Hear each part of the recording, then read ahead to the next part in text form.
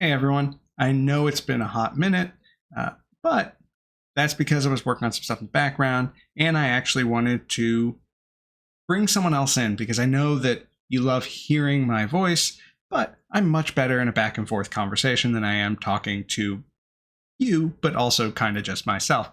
So I brought someone in, and we're going to talk about a fun topic today because we feel like everything's kind of shitty right now, and it might be nice to have a light-hearted discussion. So let me introduce my friend, who will remain anonymous. Goes by Ryan. Ryan, why don't you introduce yourself? Hi everyone. My name's Ryan. I've been a good friend of Andrew's for a couple years now. We found that we have very similar interests across multiple categories, from pop culture to more nerdier things to politics and culture generally. And so I relish the opportunity to really be part of these conversations with you guys. So, what we're going to talk about today is a hotly debated topic where, unfortunately, almost everyone but me is wrong. I don't know what Ryan's position is on this, but we'll find out. And what we're going to talk about is what would be the best superpower.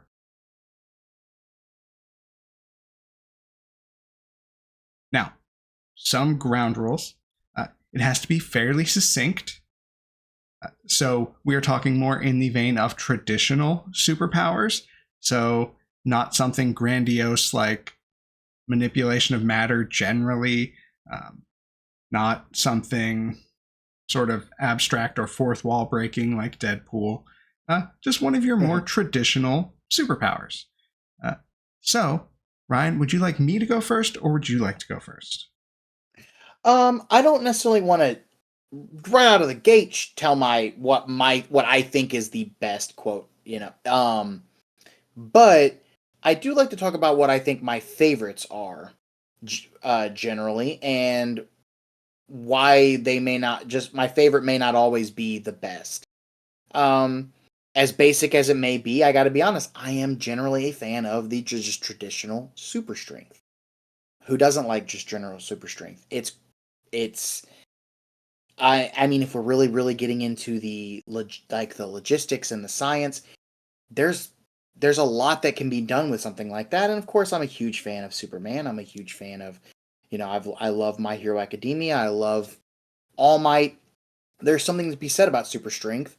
Um, I got to be honest, I'm not a big fan of super speed, but hey, who doesn't love the Flash? Um, and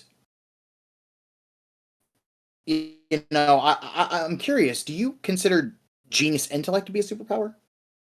I think past a certain level, it very likely is. Um, I think what will help the discussion generally is to look at sort of maybe we just have some categories for what's going to help guide the discussion. Things Right. like usefulness, so a general utility. Uh, things like, I guess, general utility is kind of the main one because we're not talking a world with supervillains, so it's not like you have to have, it's not like super combat's going to come up necessarily if you're looking at a specific superpower in a vacuum. Uh, but you could also say things like the type of living you could earn with that superpower. So, would you be able to make a living with the superpower? Is it just for fun? And so, I guess there should also be a chance to pick apart each other's choices, because I think that's where the fun is. So, I will go right at super Sure. strength since you started there. I think Fair the enough. best negative super strength example is the movie Hancock. Oh, easily. Yeah, yeah, yeah. Like, Great film, by the way. super Without. strength without control and without sort of a variability of the strength level, and assuming that all the muscles are the same level of strength, so that, I think there was an old Superman comic, but this is more about being indestructible, uh, that talked about how Superman cut his hair or clipped his fingernails because theoretically those things would be as strong as he is.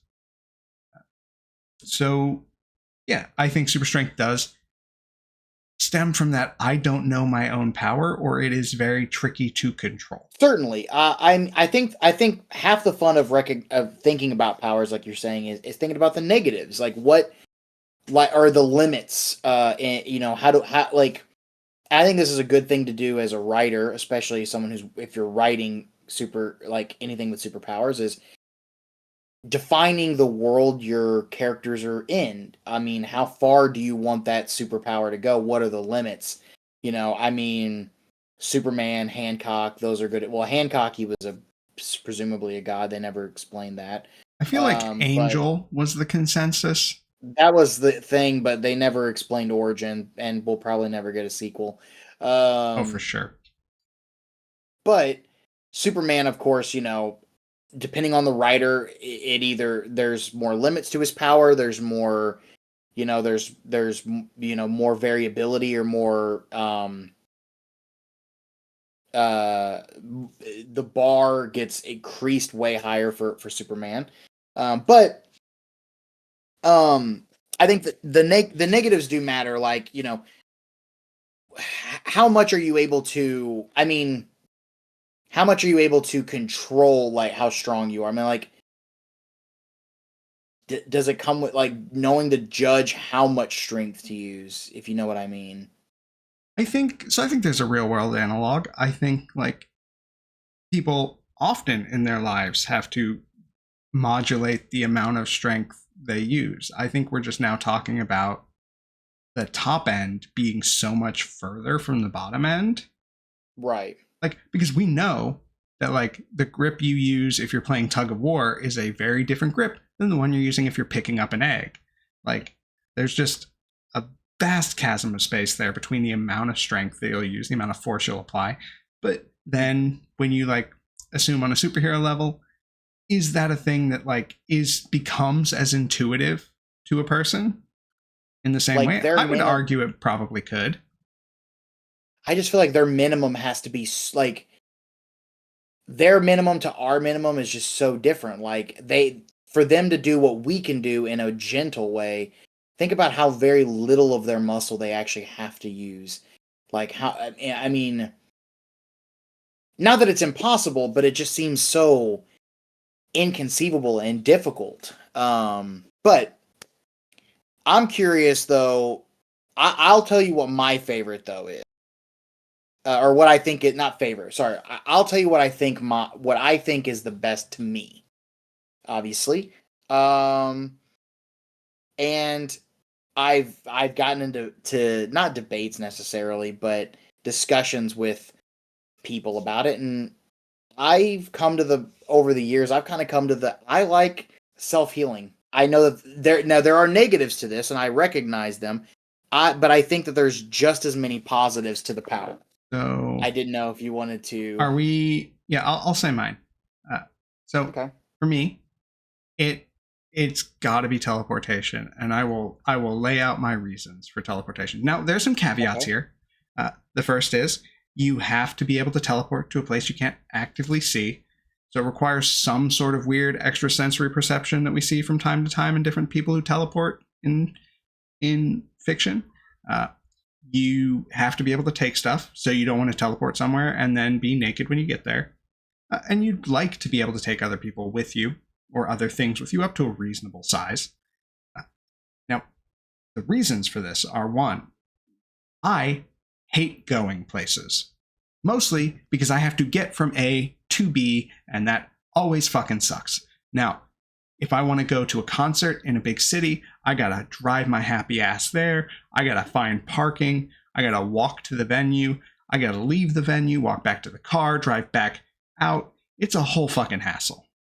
Now, if I could just fucking teleport to the venue, I would be at all of the concerts all the time. Not to mention, say someone's not coming to a city near you. When you can teleport, every fucking city is a city near you.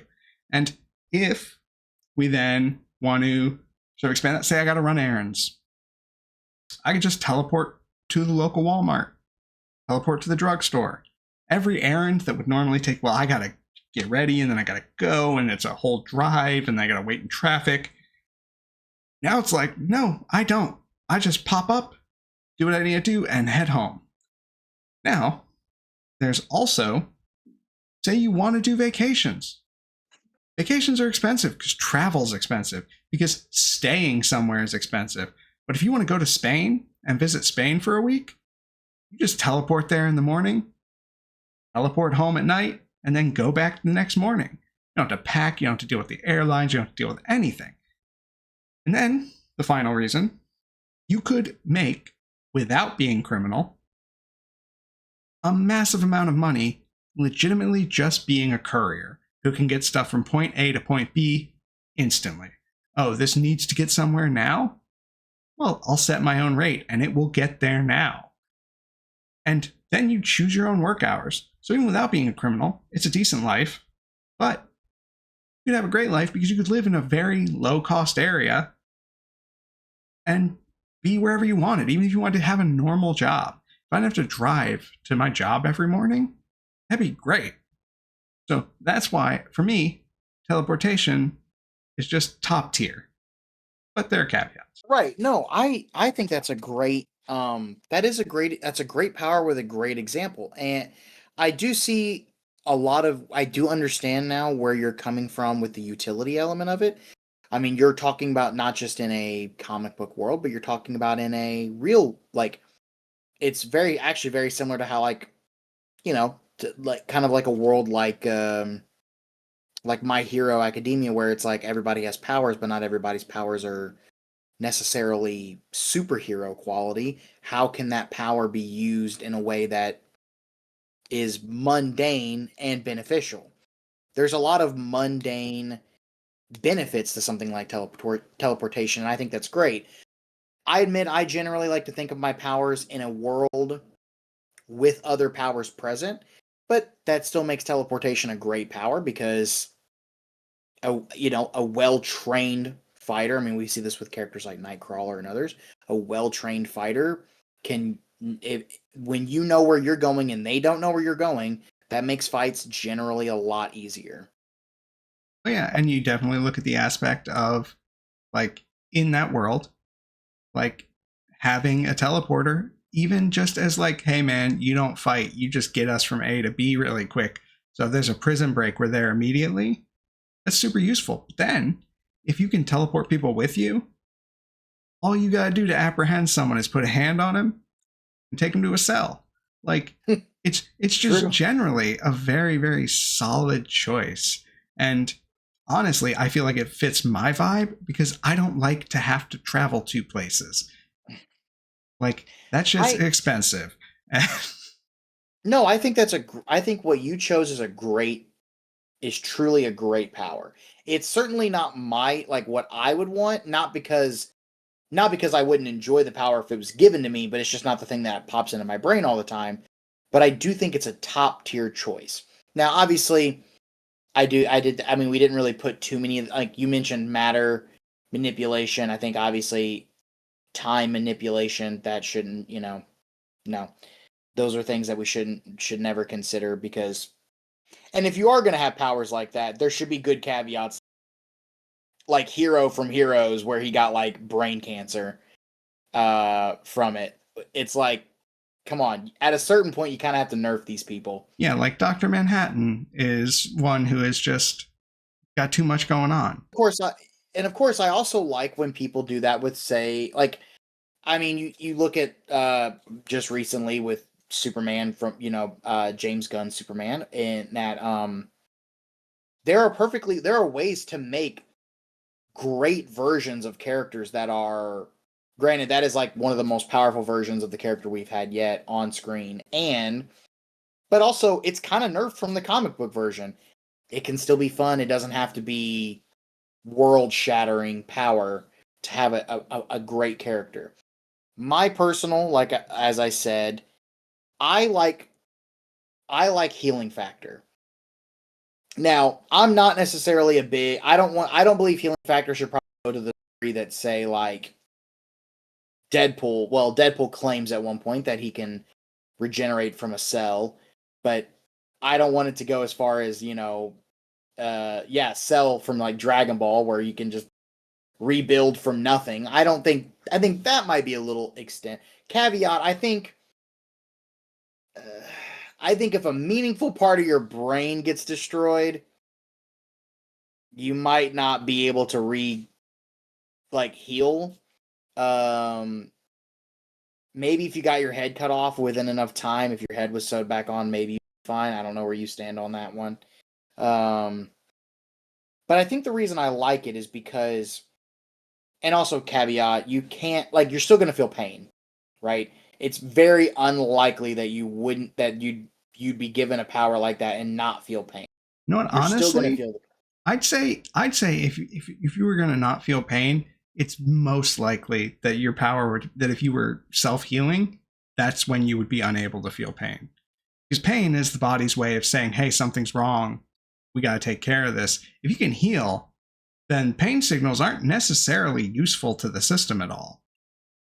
So I might even just give you that. Yeah, I mean, I could see that shifting for sure.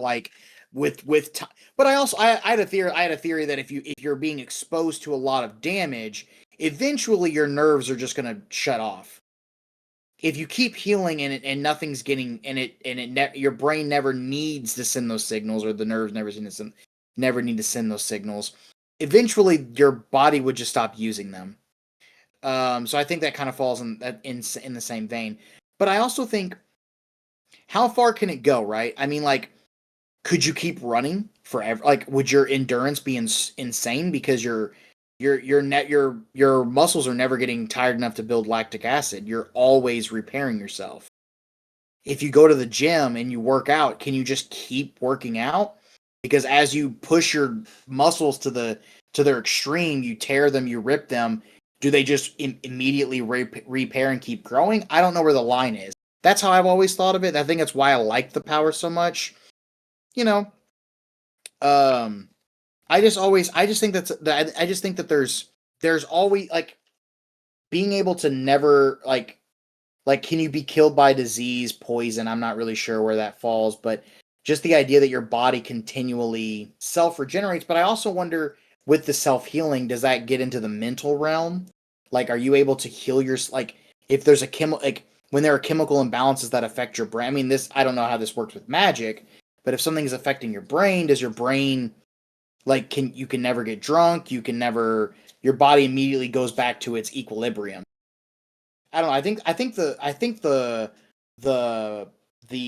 potential is there. I just don't know how far I would take it, or how far anyone would be.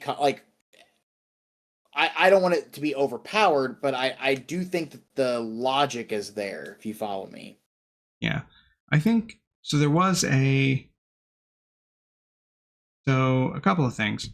One, to your point about the signals being sent repeatedly.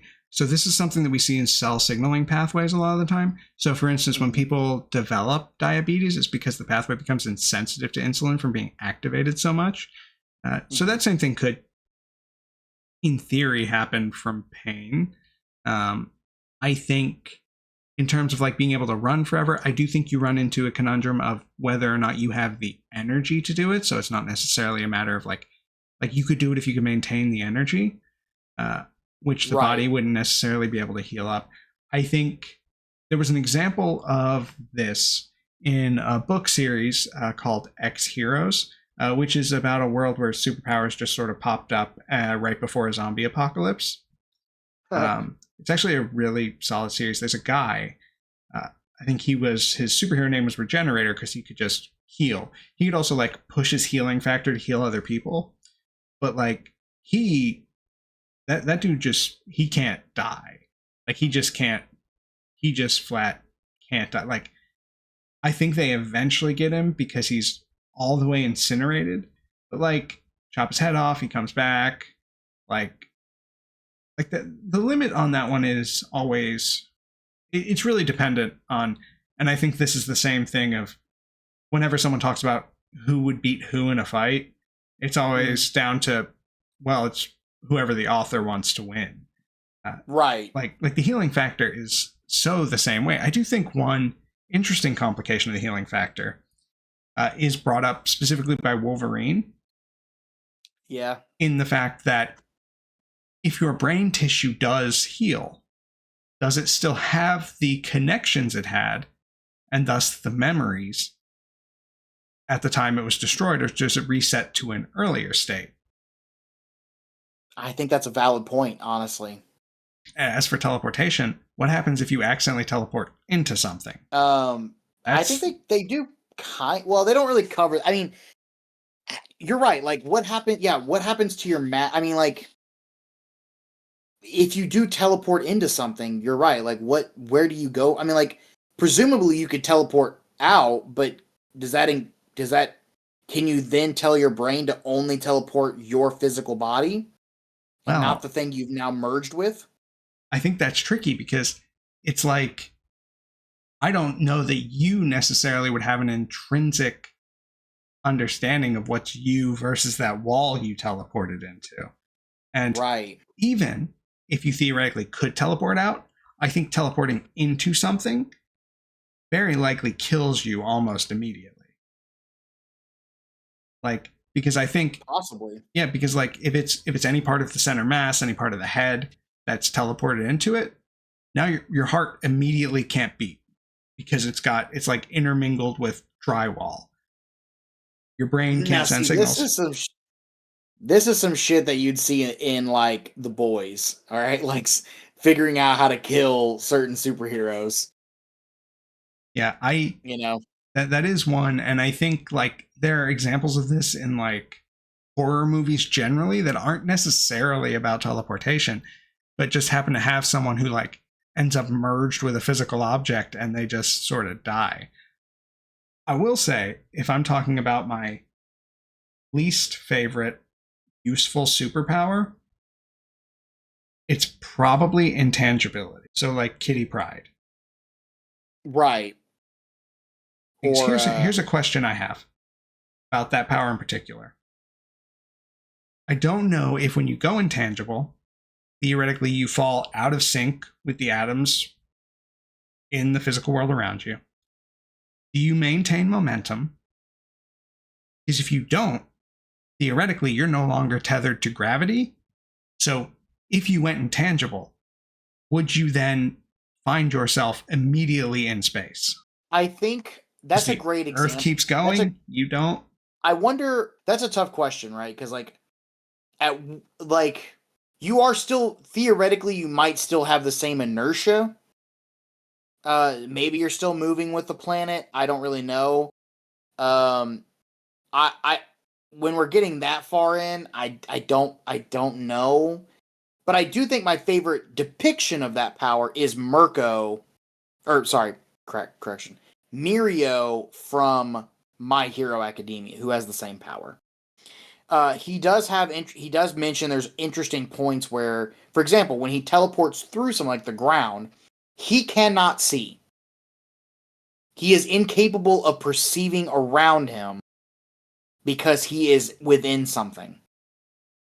Like literally he goes blind, deaf, everything.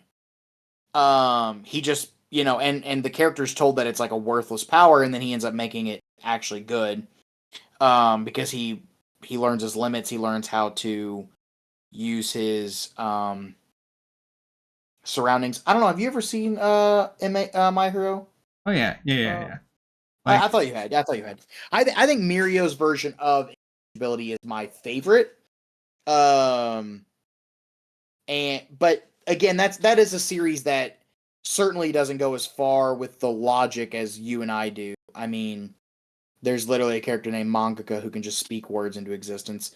Um, so, but I think sometimes it's kind of fun just to maybe not push it as far and see like, but if you're not going to push the logic too far like that, I think that's justification for also not making them overpowered.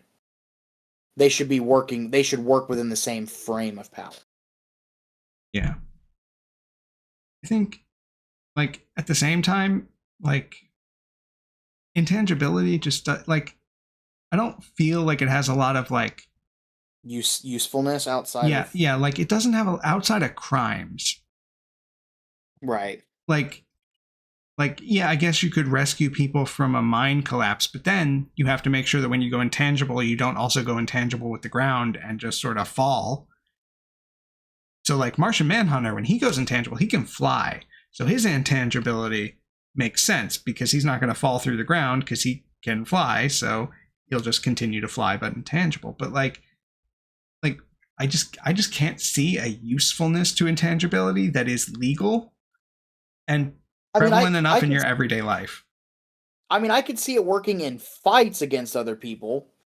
I think in that sense it falls in the same vein as teleportation, where if your opponent doesn't know when you're going to shift, your intangibility on, it makes fighting a little. It adds that chaotic, random element to the fight that kind of gives you an advantage.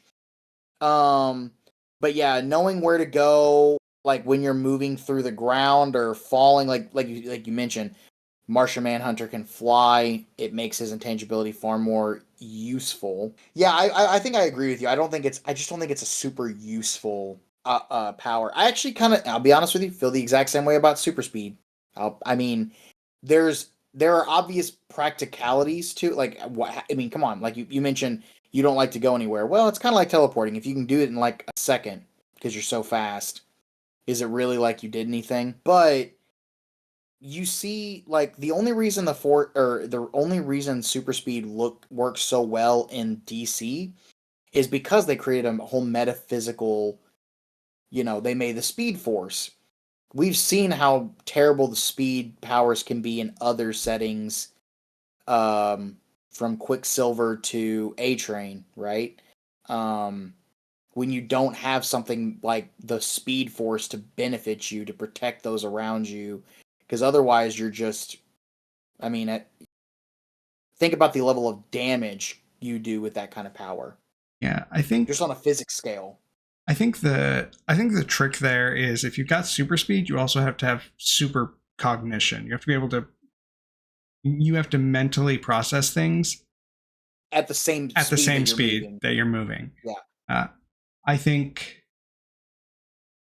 if Which is you've got actually the that, better power. yeah. I mean, I don't know. I think Being it able to was digest information that fast, I think, is better than just moving fast. yeah, but I think then I think if you I look at it this way because there's an example from a book I love called John Dies at the End, where Yep. he takes the soy sauce and his brain becomes essentially a super, super, super, super computer. And it can do all of these things in trillionths of a second. He can think like he's sitting there as time sort of slow because of how fast he's thinking, but how slowly his body moves. So he's like, I can think of a billion solutions. I just can't do them because I don't move fast enough. So, like, I think if your cognition is faster than your ability to act, I don't know that that's necessary. Like, that seems like just a bad thing for you generally. Like, Right. I guess you kind of have to combine them, because that's part of the ability of, like, the Flash and them to be so intelligent, is because they can just read a book in, like, you know a fraction of a second and retain all the information that they just read. So maybe yeah, you're right. You need the physical ability to actually move the book, like turn the pages. So who's your favorite superhero, if you have a favorite superhero? No limit to world, or even if it's not a hero in a classic sense. oof, that's tough. That's a toughie, isn't it? Yeah, but I think it's on.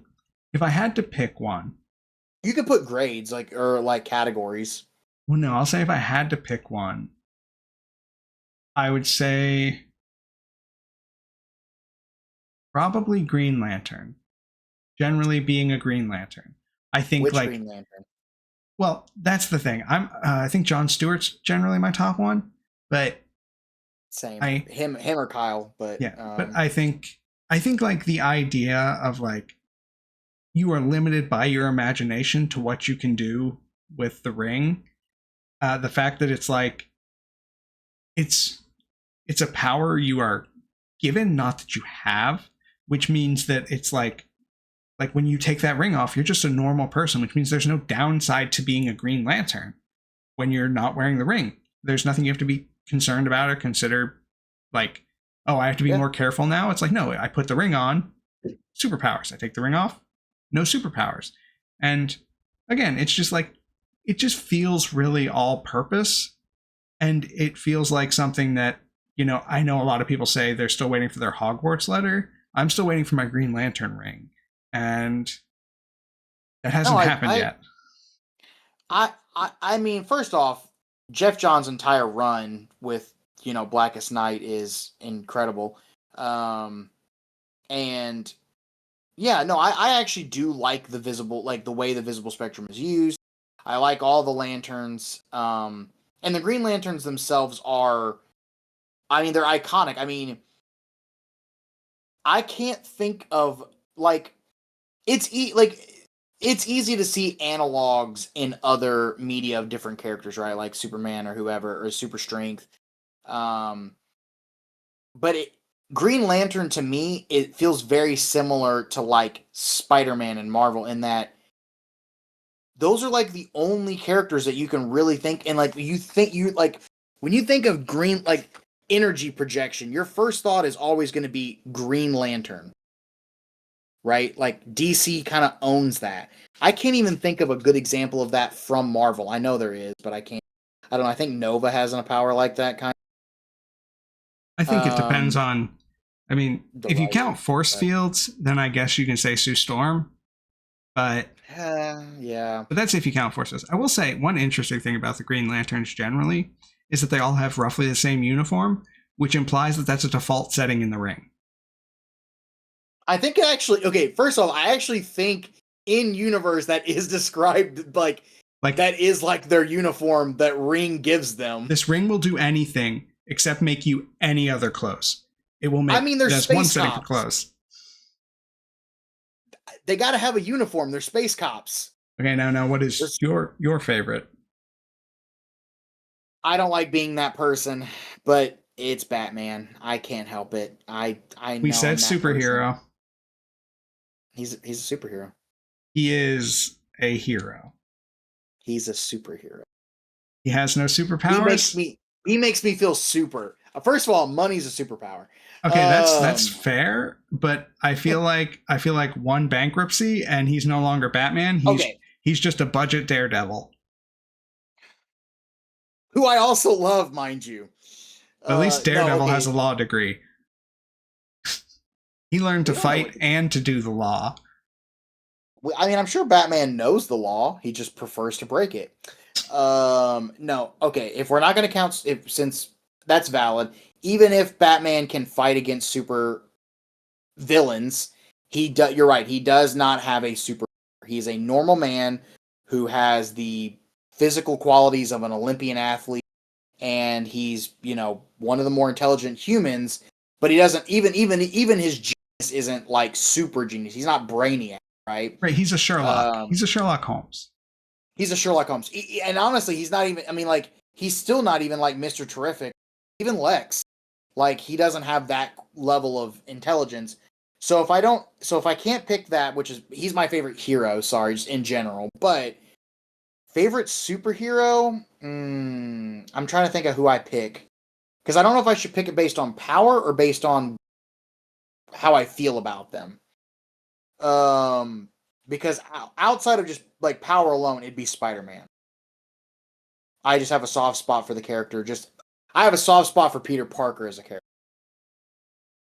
I think just because he was such a realistic, down to earth character, he's a working class person, and he's a good example of like what happens when a class person gets superpowers.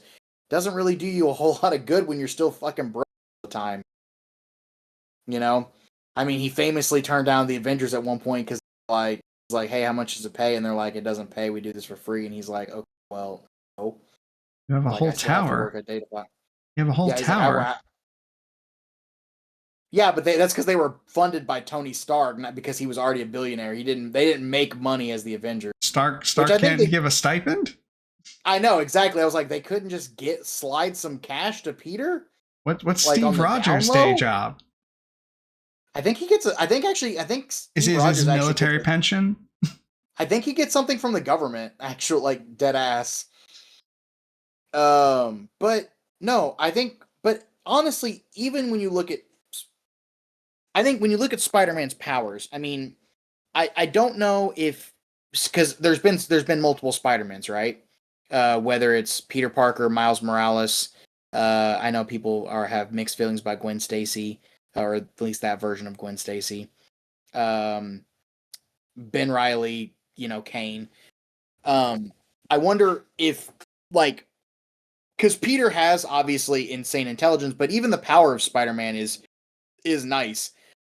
Clearly, it doesn't include the webs, but um, the Spidey sense just, I mean, there's weaknesses to it because, like, if someone you don't perceive as a danger, I mean, I'm trying to think of examples of when it's been bad. I like to think that the only downside of the Spidey sense is if you're a person who startles easily, you're in for a Right. bad time. You're gonna always be startled. Yeah, yeah. Fuck. Although it also depends on the version of the Spidey sense, because in the original version it was more like kind of like a physical response to stimuli around you, but as it's evolved, it's become connected to like the web of all things, and it's gotten very metaphysical now. Um, but also just Peter's his whole like the strength that comes with the Spidey with the spider serum is very interesting. I think, like, because I mean we've never really seen it pushed to its full limits because he holds back. Um, but no, my personal favorite is just Spider-Man. I think more to do with the character himself and less to do with his actual power.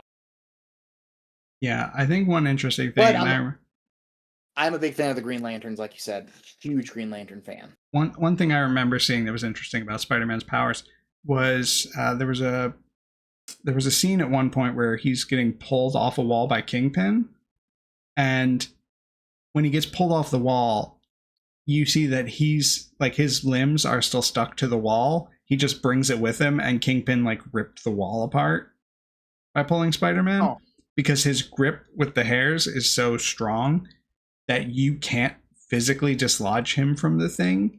You have to unless you want dislodge to. the thing from the thing. Yeah. I mean, and it, man, I'm trying to think of other Also, superheroes I you could full really like you could love. be the world's best free climber, no problem. Oh yeah. Also, You would clown uh, people. Like it would be so hilarious. People are like, is that Spider Man? Must be. Nobody else can free climb like that. It's ridiculous. Man, it's upside down just in El Capitan. completely free climbing all the way up to Mount Everest. But yeah, I mean, but within DC, I gotta be. I mean, again, within DC, outside of Batman, my next favorite probably Superman. I know that's very basic, but I think Superman love is coming back, and I think it deserves to come. I think Superman's the kind of character we need in the world because of what he represents. Um, I mean, Superman's humanity is so crucial to the character, the hope the character represents, and honestly, I felt very emotional watching, you know, Superman 2025. I think that's the kind of character that we need in the world, you know. Um, Not to make it more about culture than actual just nerds. I think we have been going on quite a while. And so that might be a We good have. place for us to stop. So thank you everyone for tuning in. We will do something a bit more serious next time. But Ryan, anything you want to say on the way out? It's a pleasure to be on, and I look forward to talking further with Andrew and expressing my ideas with all. Agreed. As always, take care of yourselves, take care of each other, and I'll see you in a little while.